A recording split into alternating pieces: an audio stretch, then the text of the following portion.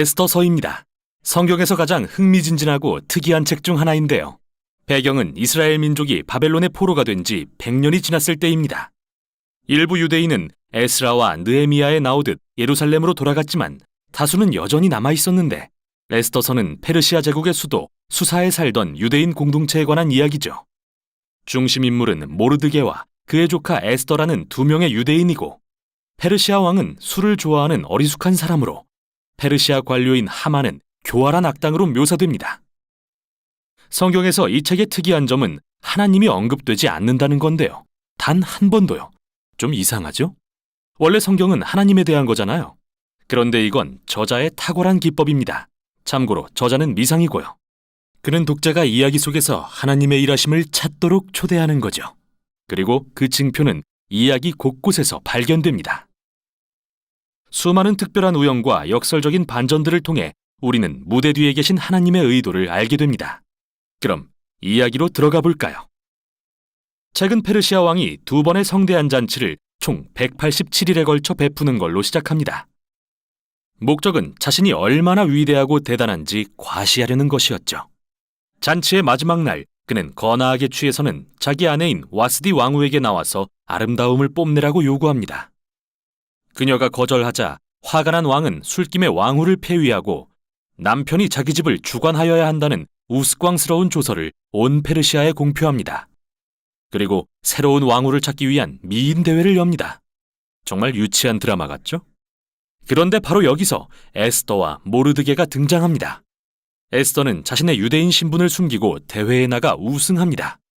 그리고 에스더에게 매료된 왕은 그녀를 페르시아의 새 왕으로 세웁니다. 이후 더 기막힌 일이 벌어지는데요. 우연히 모르드게는 내시 두 명이 왕을 암살하려는 음모를 엿듣게 됩니다. 이 일을 전해 들은 에스더는 왕에게 사실을 알리고, 모르드게는 왕의 목숨을 구한 공로를 인정받게 되죠. 시작부터 여기까지 어디에도 하나님이 언급되지 않지만 모든 일이 섭리대로 진행되는 것 같은데요. 하나님은 무엇을 하시려는 걸까요?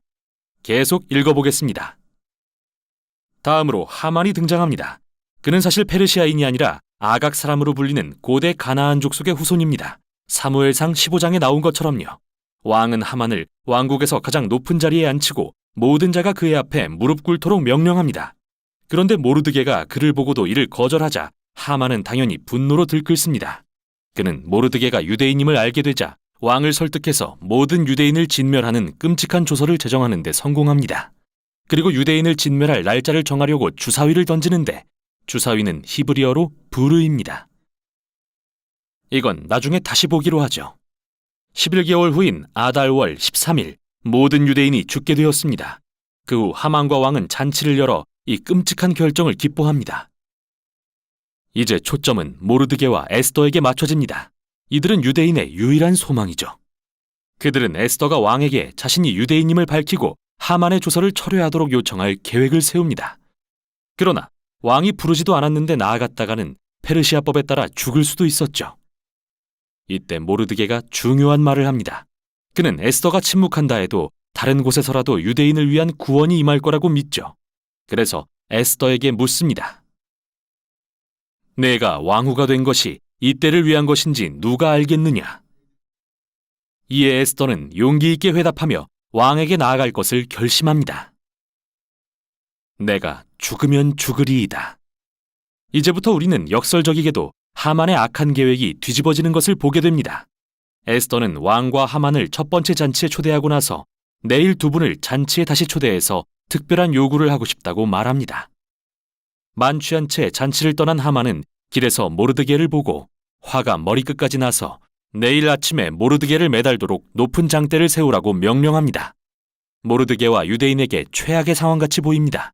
그러나 한순간에 이야기가 전환됩니다. 마침 그날 밤 왕은 잠이 오지 않아 침상에서 궁중실록을 읽게 합니다. 그런데 마침 전에 모르드게가 자신의 목숨을 구했던 사건을 듣게 됩니다. 완전히 잊고 있었던 일이죠. 다음날 아침 하만이 모르드게의 처형을 요청하러 들어오자 바로 그때 왕은 하만에게 자신의 목숨을 구한 모르드게를 공개적으로 치하할 것을 명령합니다. 하만은 모르드게를 왕의 말에 태운 채 성안 거리를 다니며 모두에게 그를 칭송하라고 해야 합니다. 바로 이 순간이 이 책 전체의 전환점이죠. 이제 하만은 몰락하고 모르드게는 부상하기 시작하는데요. 어떻게 되는지 보시죠. 에스더의 두 번째 잔칫날이 되었습니다. 왕과 하만이 도착하자 에스더는 먼저 자신이 유대인임을 밝힙니다. 둘째로 하만이 왕을 구한 모르드게와 에스더 자신 그리고 모든 유대인을 말살하려는 조서를 제정했음을 알립니다.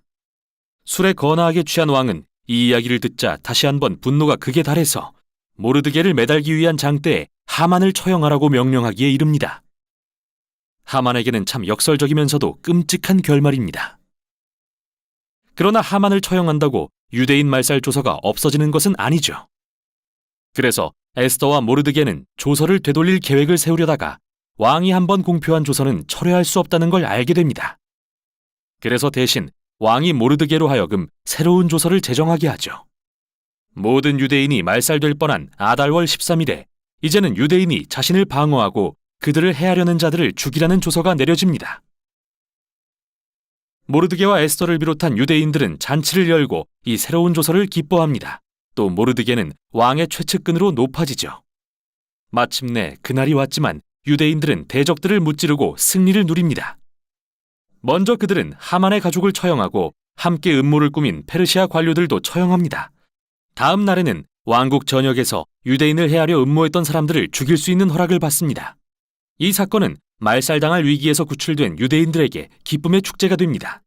그 후 이야기는 에스더와 모르드게가 어떻게 이틀간의 불임절 축제를 제정하고 유대인이 멸망에서 구원된 날을 기념하게 했는지 보여줍니다. 이 날의 이름은 하만이 던진 주사위에서 유래되었죠. 기억하시나요? 부르임. 책은 모르드게가 페르시아 왕국의 2인자 자리에 앉게 되는 짧은 이야기로 마무리되는데요. 여기서 우리는 모르드게의 위대함과 포로였던 유대인들의 형통함을 보게 됩니다. 이제 한 발짝 물러서서 전체 이야기의 구성을 살펴보죠. 이야기는 반전의 순간들로 가득 차 있는데 책 전체에 걸쳐 구체적인 반전들이 구조적으로 배치된 걸 알 수 있습니다. 먼저 왕의 위대함과 잔치 그리고 조서는 모르드게의 위대함과 잔치 그리고 조서와 비교됩니다. 에스더와 모르드게가 처음에 왕의 목숨을 구했다면 마지막에는 모든 유대인의 목숨을 구합니다. 하만의 높아짐과 조서 그리고 잔치는 모르드게의 높아짐과 조서 그리고 잔치로 뒤바뀝니다. 중심부에는 에스더와 모르드게가 계획을 세우는 장면들이 있습니다. 또한 에스더의 두 잔치는 전체 이야기가 전환되는 가장 중요한 순간의 기틀이 됩니다. 하만은 낮아지고 모르드게는 높아지는 순간 말이죠. 대단합니다. 이 책의 또 하나의 특징은 등장인물의 도덕적 해이인데요. 술 취함과 분노, 섹스와 살인이 가득하고 에스더와 모르드게도 예외가 아닙니다. 이방인과 결혼하거나 부정한 음식을 먹는 등 율법의 계명들을 범했다는 것은 말할 나위도 없죠. 이 이야기는 모르드게와 에스더를 도덕적 모범으로 삼거나 그들의 모든 행동을 지지하는 게 아니라 위기 가운데서도 하나님을 신뢰하고 소망하는 사람의 본보기로 삼으려는 것입니다. 에스더서가 던진 첫 질문으로 다시 돌아가 봅니다. 왜 하나님이 언급되지 않는 걸까요? 이 책의 요지가 하나님이 계시지 않은 것 같은 포로 기간에 그리고 이스라엘이 율법에 불순종할 때 하나님이 그들을 버리셨다는 걸까요? 당신의 약속을 잊으셨다는 걸까요? 에스더서는 아니라고 합니다. 이 책은 엉망진창이고 도덕적으로 흐려진 인류의 역사 속에서도 하나님은 여전히 일하시는 분이며 도덕적으로 해이해진 사람들의 신실함마저 사용하셔서 목적을 이루시는 분임을 보여줍니다. 그래서 에스더서는 우리에게 하나님이 일하시는 것 같지 않을 때도 그분의 섭리를 기꺼이 신뢰하고 아무리 상황이 어렵더라도 하나님께서 그의 세상을 반드시 구원하신다는 것을 소망하길 요구합니다.